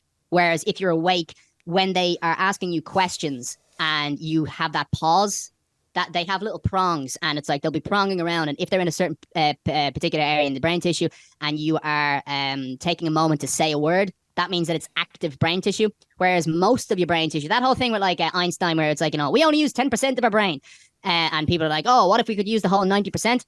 That's not really how the brain works. The brain is quite like an actual room in a house, and this room is not, 100% full of furniture. If it was 100% full of furniture, you wouldn't be able to move around. So your brain actually needs space to be able to get around and deal with damages. So they would look for the space in the brain that's not being used, and then they would take that out. So that's the bits of the tumor that they would try to take out. So if you're asleep, they're just taking as much out as possible, and that's, where people would wake up and, I had trouble speaking after my surgery came about, but had I done that without being asleep during the whole thing, I would have been woken up and not being able to articulate my words properly at all. So I'm very glad I took that option. Wow. Okay. So fascinating stuff there. And you had the surgery, was successful, but you also had chemo. Yeah, that was after the chemo. To be perfectly honest, like, because it's brain cancer, they can't hit it hard with the chemotherapy. So it was actually fairly easy to go through. People who have, like, say, lung cancer or breast cancer, that hits really hard. They blast you with that shit. But brain cancer, they can't really blast the brain with all the sort of heavy chemo and heavy radiotherapy, because you fucking fuck you up. It'll turn you into a vegetable. So that's why you have your beautiful locks of flowing hair. Mm-hmm. Yeah. All right. You can see it here now. If you turn my head to that side, you can see where the missing hairline is, as a comparison to this thing. But how long ago was that surgery? That surgery was 2.5 years ago. Okay. Now, like, the tough question. Like, what they say I saw in your trailer for your documentary, that they gave you, like, an estimated 3 years to live? At the time, it was 5 years. And the only reason that I wanted that, because I had already started up doing the social media stuff, I kind of knew that, like, I'd have to address the scar on the side of my head, and that, like, I'd raise some money for charity while sort of doing my live streams.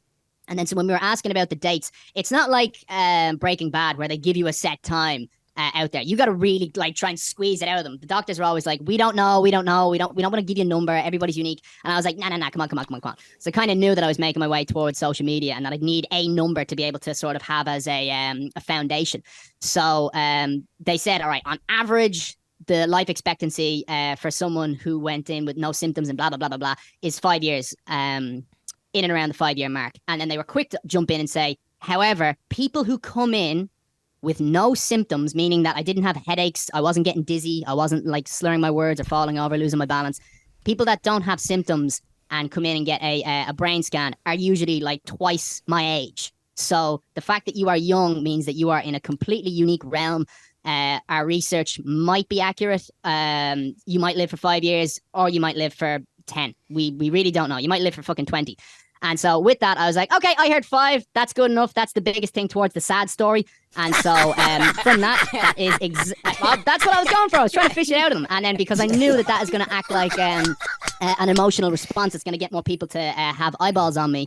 And I think after my surgery, after we had that meeting, I think it was 1 week after that, I had my first video up where I made the decision where it's like, I am going to use this against itself, and I'm going to raise the most amount of money ever for a charity, for cancer research in this case. Right, and that brings us back to the initial submission that you made on Instagram, saying that you wanted to be on your bucket list. Request was to be on the Wild Ride podcast, to have us help you to draw attention to your fundraising effort to try to break the world record for raising the most money ever by running a marathon.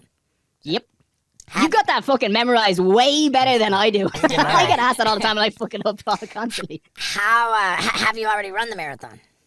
I have run several marathons, but it's a thing where it's like every year the attempt has to be started again. So it's kind of like think of it like seasons in football or basketball or something like that. Right, and for the record to count, it's got to be a sum of money that was raised for one particular marathon. So all of you, it's not the aggregate total of all of your marathons. It's got to be for one. So far we like over the last couple of years we've raised I think we calculated the other day it's like £270,000, which is about $250,000. So we're back down to zero this year. However, this year we really think that it's going to be the year where we're going to get it all the way up to $2.9 million in one sitting. And I'm not the only. Which is the record. Sorry for interrupting. I just want to be clear to everybody. The standing world record for the most money raised by running a marathon is $2.9 million. Yeah. Do we know? I've actually met the guy who has that record. Good. Yeah, he's a cool guy. He's a reverend, and he runs a charity over in the UK. And it was kind of this weird sort of meeting that we were having because he's like, I want you to break my record. But then it's like, if you break my record, I've got to break my record again. And he's like, his record hasn't been broken for like, I think it's over 10 years. And he's like, I want you to do it. But in another way, it's like, I don't want to run any more marathons. I'm so tired of them. Like, I'm in my 60s now. I'm bored of them. And I was like, Steve, you're going to have to do it. Okay, is the record recognized by the Guinness Book? Yeah, it is, yeah. Okay, hold on a second. I feel like I have to be the voice of reason over here. What kind of brain cancer do you have? I mean, is there a certain type of tumor it is? What's the cause? I'm trying to think. What's the where can people go donate? I mean, like, is there a cure for this? I mean, what stage of the grieving cycle are you in? I have like all these questions that I think we're just fast forwarding over. Sure. Well, I think the biggest one there is how do people donate, and they don't. That's my unique thing. That's my sort of unique selling point. I get people to follow my accounts. If you go on to use the username The King of Chemo, all of the social media accounts I'm on there, and then when sponsors see, hey, this guy's got loads of followers, let's give him some money to advertise on his platform, and then the advertisement money, I just take that and throw it straight into the cancer research puddle. So it's like, how would I put it? It's like a pyramid scheme, except it's not a scam. Kind of like that. I wouldn't promote it that way. So you're trying to build up your socials to get branding deals and all that? Yeah. No, we've done well so far. We've gotten support. 2.6. I don't know. Do you guys have Gymshark over in the US? Yeah. Gymshark. I'm pretty sure My Protein is. They're the current biggest ones at the moment. They do 10,000 Great British pounds every month, which is, wow. I'd imagine it'd be like about 13,000 US dollars. And now, does 100% of your brand deals go into the research stuff? 100% of all the yeah. Well, and not specifically cancer research. There's been previous ones where I did it for like a children's charity. Then there was another one for mental health.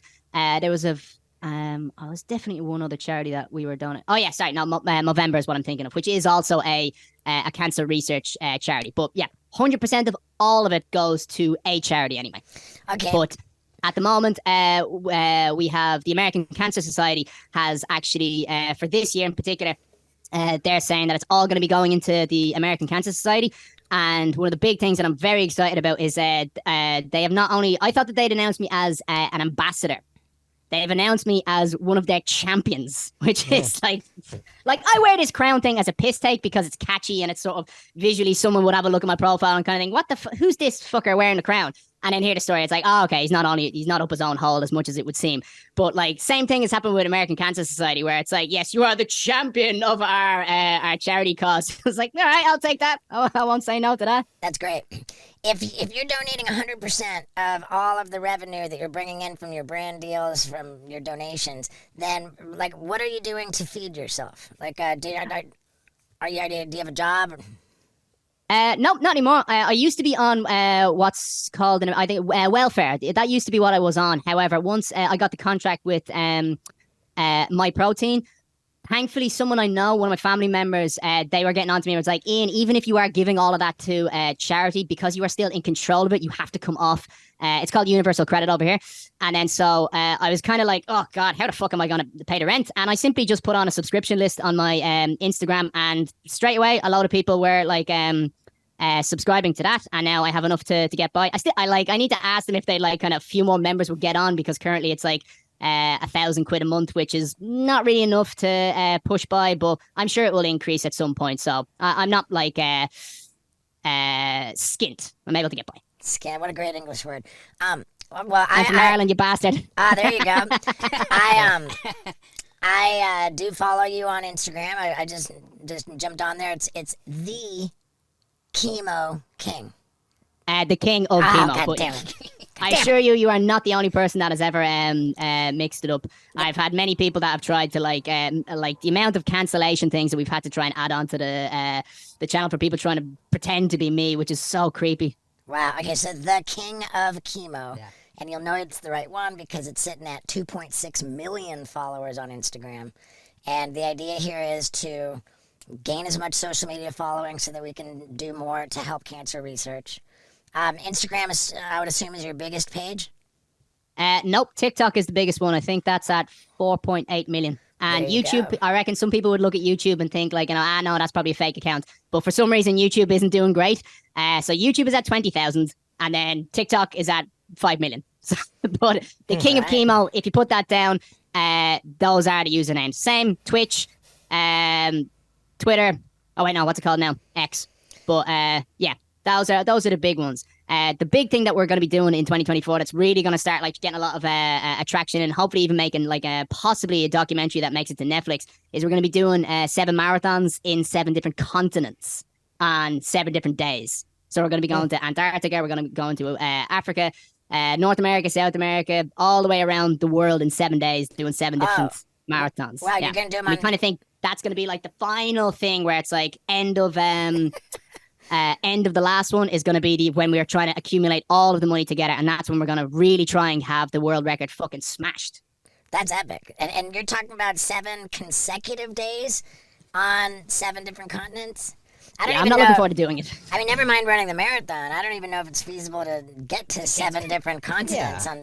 Well, if you're going to do South America, then Antarctica is pretty close to right there. Right, okay, that's fair enough. Yeah, so we start in Africa, we start in South Africa, go down to Antarctica. We start in Antarctica because obviously that's the one that's going to be the most affected by weather. So we actually start travel-wise. Travel is actually the only opportunity that we have where we're going to sleep. We're going to sleep on the plane. And then, the one exception, when we were in Istanbul, Istanbul is a city that is also Europe and Asia. So that's the one night of the 7 where we're going to be able to stay in a hotel. So I'd imagine that's going to be like fucking holy, holy sight. Cool, man. All right, well, let's let Scott ask I think I just wanted to know, like, your backstory. Like, what kind of brain cancer was it, or what kind of tumor? So people know. So it's called a glioblastoma or astrocytoma, depending on which department in oncology you're speaking to. And in terms of what caused it, don't have a fucking clue. Don't have a clue. Then it sounds like, because there's like the 5 stages of grieving. Like, it seems like you pretty much have the acceptance, but was there a point where you went through any of those? I mean, it seems like right off the bat, Christ, you're like... I'm fucking still in denial. I'm not going to pretend like I'm fucking zen and it's like, yes, I've gone through it all. And I'm definitely still in the denial phase. I don't have symptoms, so it's difficult to try and get my head around, quite literally. But I think I've seen the opportunity that I was granted, and I'm just fucking grabbing that thing by the balls, and I'm just sort of keeping busy doing that. It involves a lot of being fit, so... Yeah. Are you researching cures or anything like that? Or are you like, fuck, are you looking up late at night? Like, is this research going to help ultimately find a cure for this, you think?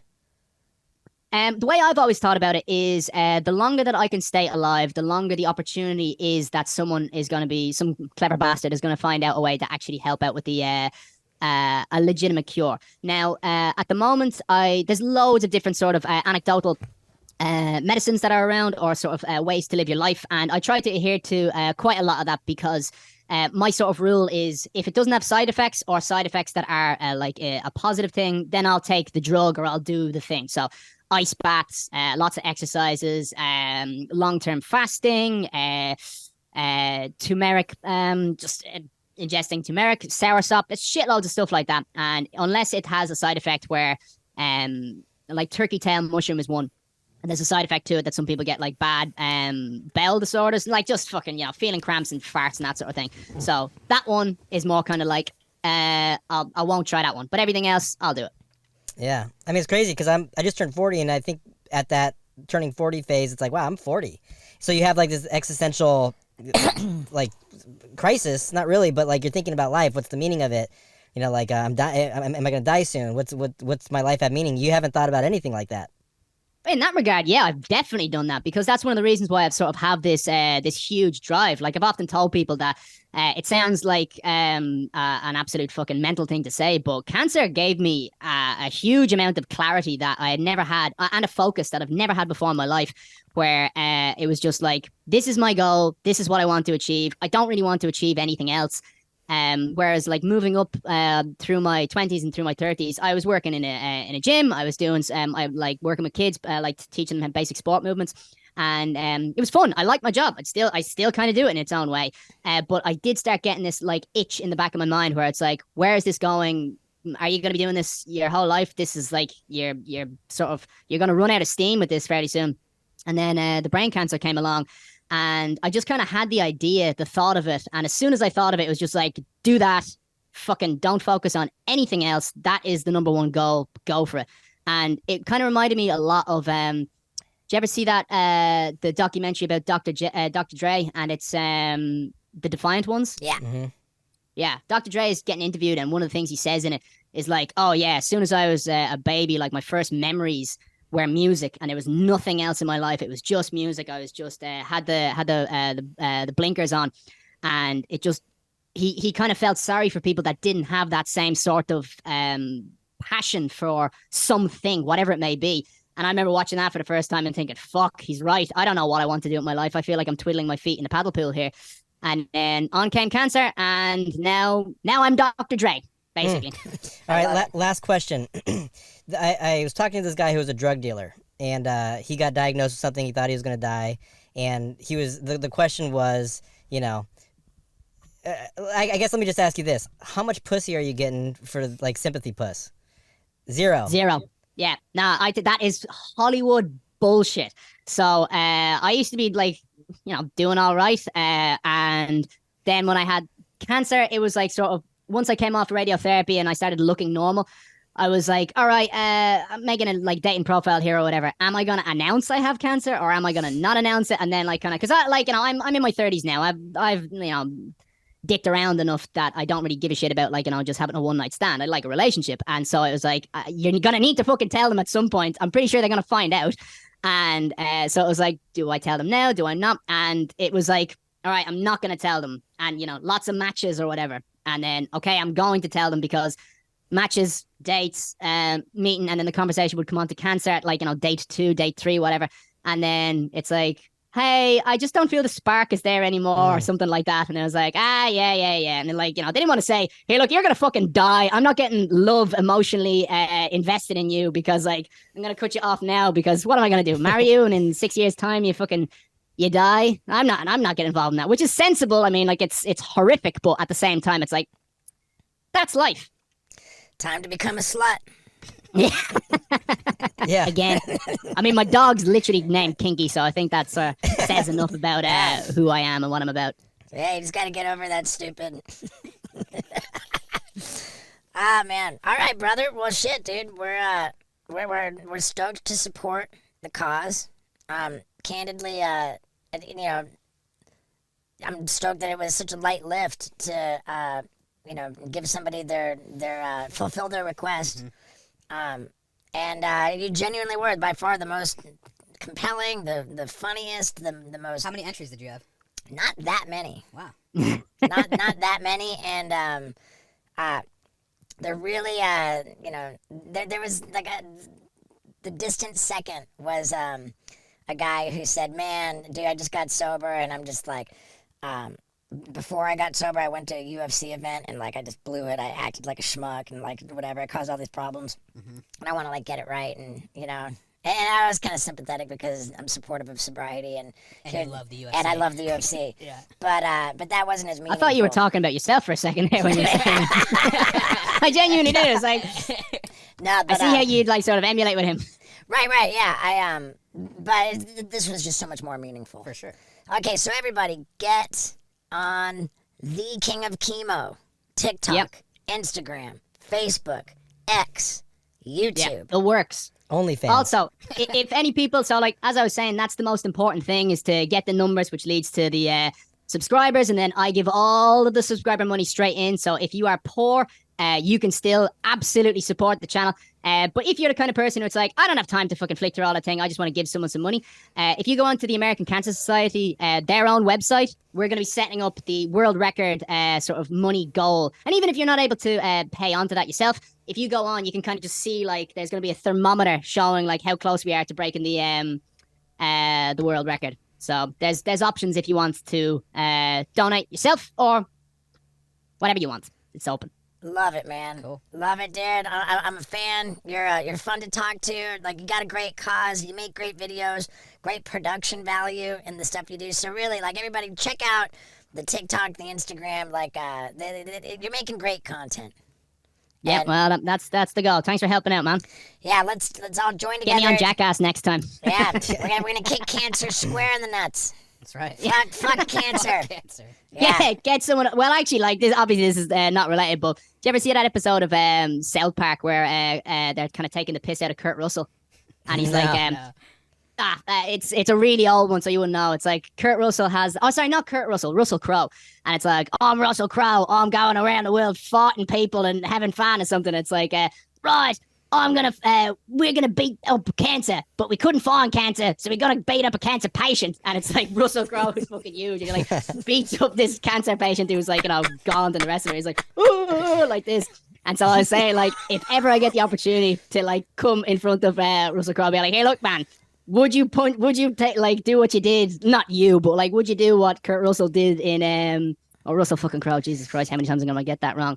Would you punch me in the stomach to try and fight cancer for South Park? That would be a pretty funny bit for Jackass. Be like, we can fight Fight cancer. cancer. So we're gonna beat up Ian. Yeah, I think Russell Crowe would tell you to fuck off though. You'd have a better shot with Jackass, my man. Yeah, there you go. But I think we'd probably Punch have cancer in the trouble. belly. Yeah, we'd have trouble doing that too. But in any case, man, great to meet you. Yeah, And congrats on everything that you're doing. And it's evident that your passion and your purpose is very, very evident. And it's great, man. So yeah, everybody follow the King of Chemo. And Yep, that's it. much love to you, Ian. Thank you, brother. Thanks, Ian. Yeah, thanks very much, guys, for having me on, and thanks to everybody who's watched this, and especially those if you're watching it on a phone, the person who's gone like, let me just have a little check and see the thing. Thank you to those people a lot. So, guys, yeah, you made it big difference. Hopefully, we'll be able to celebrate together at the end. Hell yeah, man. Thanks, Right on, Ian. brother. Sick. Cool. Thanks Fuck a yeah. Yeah, dudes. All right. I'm back in LA. I'm just gonna talk to my street team here for a sec. The guy holding the camera here, I want to be careful not to show things I shouldn't show. That's Vinny's getting married this weekend. Vinny will not be on the next episode of the Wild Ride podcast because hopefully he will have his face buried where it needs to be buried for as long as it needs to be buried there for his girl to arrive at her destination where she collects. Right. Lux and I, we call it collecting, Now what do I want to talk about here? I've been scared of Reddit, okay? Because people are mean. Scared of Reddit. But I don't, like, what am I worried about, I want to actually tell the street team, if you didn't already know, I shut down the Steve-O Raw membership thing. I just didn't have the heart to be charging people when I wasn't even posting that much shit there. So I shut it down and just moved it over. It's now a Reddit subgroup, r/Steve-O Raw. It's Steve-O Raw, the Reddit group. And I put a little post there with at the bottom if you've got a link to my gnarly comedy special, 100% for free. If you haven't seen it, please check that out. I'm proud of it. And if you see gnarly, you think, wow, this was 5 years ago? Damn, and the bucket list was last year? Bucket list must be way sicker. Maybe I'll check out the bucket list. It's at steveo.com. So yeah, that's all I got for you today. That was an aggressive episode. Let's all wish Vinny good luck. You took it like a champ today, Vinny. I did. Yeah.